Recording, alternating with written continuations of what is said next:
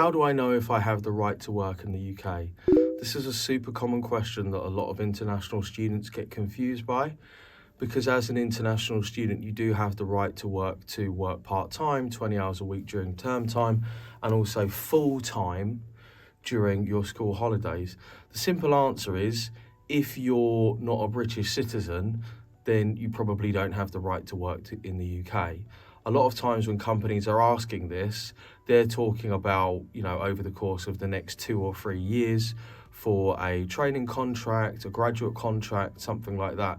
So when you're being asked to have the right to work in the UK, which is basically, would we have to do anything more to enable you to be able to start the job next week?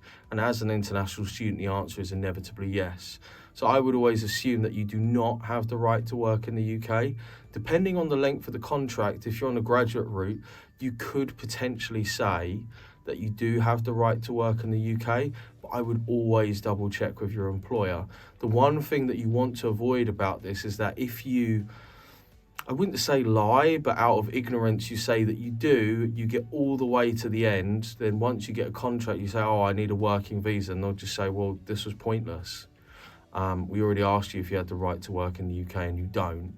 And then you have a job offer rescinded, which I have seen happen before, and it's really painful. It's really difficult to get over. So I would say, if you're wondering if you have the right to work in the UK, err on the side of the caution and say no. How good does my English need to be to get a job? Again, this is a really common question that we get asked. If you'd like to see a short course that we put together about this, about how to improve your business English and confidence, check the link down in the description below. It's really not a lot of money, and it contains some of the best advice that I've given to hundreds of clients over the years. I think if you're asking this question, either you are potentially a perfectionist or you quite clearly know that your English isn't good enough. Now, your English must be a certain standard according to IELTS for you to come here and study in the UK. Very often, people's spoken English tends to be quite poor or quite robotic. I think the most important thing is, can you have an unstructured 5-minute conversation with somebody? And are you aiming to do that on a regular basis? That tends to be where I see students fall down, because they can't really have a conversation. So when I speak to students and I say, do you speak English every day? And they say, yes. I say, no, do you speak English more than hi, bye, I'm good, fine, thank you, please? And they go, oh no, I don't really talk to anybody apart from people who come from my home country and my home language. Your English doesn't need to be perfect. I would say to you, your accent doesn't matter. It's not about your elocution or your pronunciation of the words, but the simple thing to think about is, can you understand and be understood? A lot of students also struggle to understand people's spoken English because, of course, as a native, they will speak quite quickly. So how good does your English need to be? A basic baseline to think about this. Can I have a 5-minute unstructured conversation? If you can't, then maybe start to push through the pain barrier. Look for opportunities where you can speak to British classmates, people whose English is better than you. I always think if you want to get better at something, then you need to surround yourself with people who are better than you. A lot of international students will gravitate due to sort of loneliness and a little bit of a taste of home. They'll end up moving towards people who are from their home country, speaking their home language, and their English actually tends to get worse when they're in the UK and not better. Which UK city should I work in? This is a great question. It was one that I think I answered probably last year, and I want to go into this in a little bit more detail. No, it doesn't particularly matter. It's really about supply and demand and also cost. So something to bear in mind is London, of course, is world famous. A lot of people want to work there, but it is very expensive, and that's got nothing to do with being an international student. I mean, I can remember a member of staff who worked for me, and she used to live near Canary Wharf. This is a couple of years ago now, and I was shocked. She paid £1,000 a month just for a room. And I think if you live in London, then you wouldn't be shocked. I'm born and raised in London my whole life. I grew up in southeast London. I just thought that is extortionate. Personally, that's the reason why I chose to live outside of London. I live in Kent because I enjoy it more. There's more space and things are cheaper. And luckily for me, I have a business that I don't have to be in London to do that.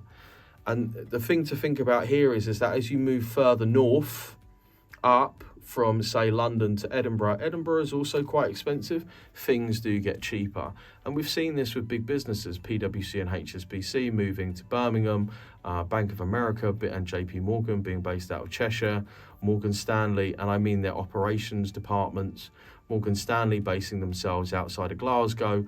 A lot of companies have chosen to move outside of London, and we would say that would probably accelerate, particularly post-COVID-19. A lot of offices, they had to be deserted, and as people are going back to work, a lot of big companies are realizing they don't need to be forking out absolutely extortionate rents for these offices when people can work from home, from co-working spaces. The one thing that you have to bear in mind as an international student is the minimum salary you need to get paid to get a skilled worker visa, which I believe is about £20,565 at the minute. It's really not that much. I think that's about £10.50 an hour, something like that. But you want to be on the lookout for this, particularly, say, for example, if you go between Manchester and Glasgow, the cities in between, you really want to be keeping an eye on salaries. I've seen big companies paying like about £18,000 a year. And the thing is, that's not going to meet the minimum. And bearing in mind, there is a different minimum salary for different job roles, which you can find if you look up SOC codes or standard occupational classifiers. So an auditor isn't going to be paid the same as a marketing manager, as an administration assistant. These are all different things. So you want to think about what is the minimum salary you need to get sponsored for the role that you're applying for. It's safe to assume that most large companies pay above and beyond. Average graduate salary in the UK is about £28,000 a year, which is plenty of room for you to play with as a graduate. Other things to think about is just the cost of living. Apart from Edinburgh, say for example, if you're living in Glasgow, Manchester, Birmingham, Cambridge is also quite expensive, Reading, Milton Keynes, so on and so forth. These places are going to be significantly cheaper, not just for cost of living in terms of rent, but also travel. You know, if you're living in London and you're having to travel around London on a daily basis, you could be spending, 10, 15, 20 pounds a day. That's something that really adds up quite quickly. So if you're choosing which UK city to work in, yes, of course, London is always going to have the greatest amount of jobs in the UK. But there are a lot of cities out there who have some great opportunities. For example, Cardiff, Bristol, Birmingham, Leeds, Liverpool, Manchester, Reading, and a lot of big companies have multiple offices based all around the UK. And you will find competition is lower for jobs which are based outside of London.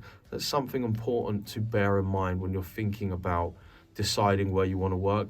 And what I'd say is, choose multiple options. So apply for some jobs in London, some in Birmingham, some in Leeds. Don't just get fixated on a particular city. And if you do have your heart set on London, just recognise it is going to be super competitive. Can I work in the UK if I am not an international student?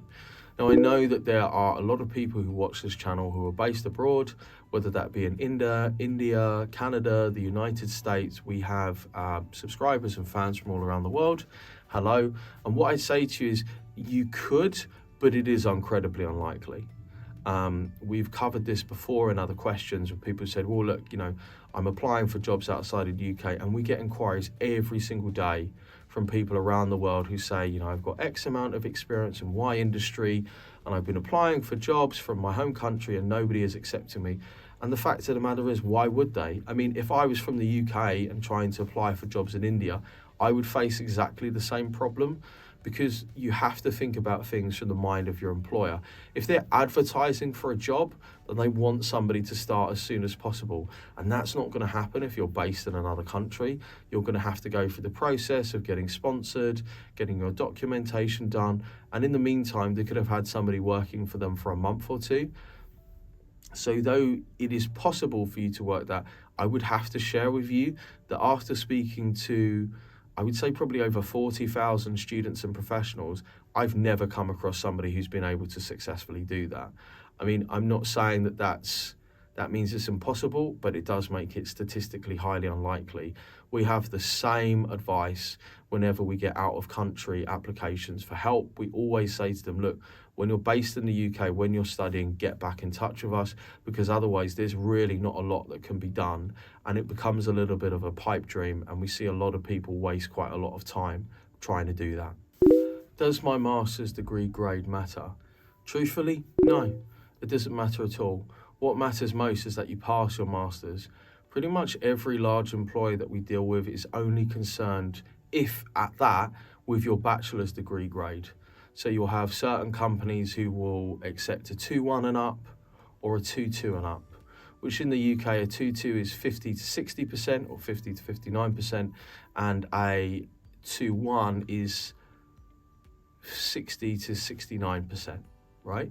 So that's really what they're concerned with, and you would need to figure out the equivalency from your home country. This is a really important point to bear in mind if you're throwing yourself into a master's degree in the UK. I'm not saying to you don't study, I'm not saying don't give it your best, but understand that your priority and the purpose of why you're there, if you're there to find a job, is to get a job. So it's all very well coming out of your master's degree with a merit or a distinction. It's not going to matter at all to your employer. I can say that with my hand on my heart. I've never seen that make any particular difference at all.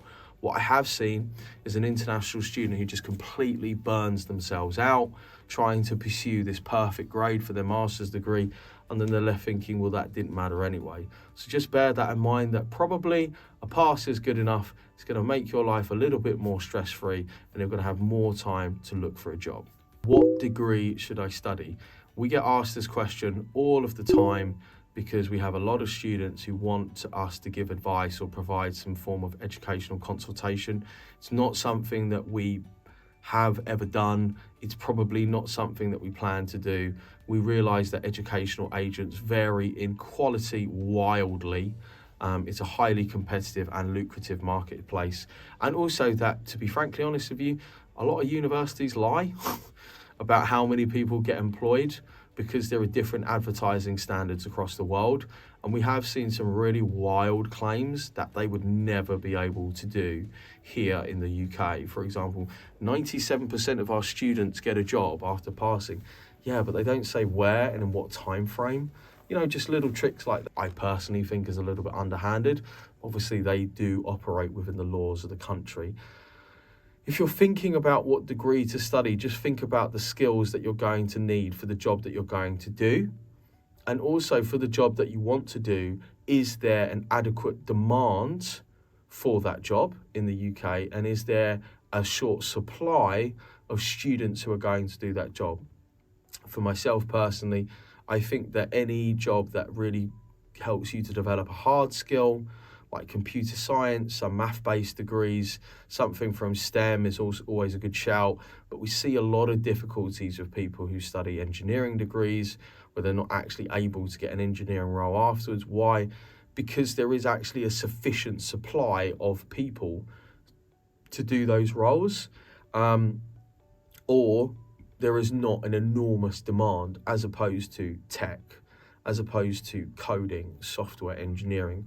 I mean, for me, it's pretty much a lock stock that if you have the ability and you want to study that, something related to computer science, artificial intelligence, data science, software engineering, you're going to have quite an easy time of getting a job.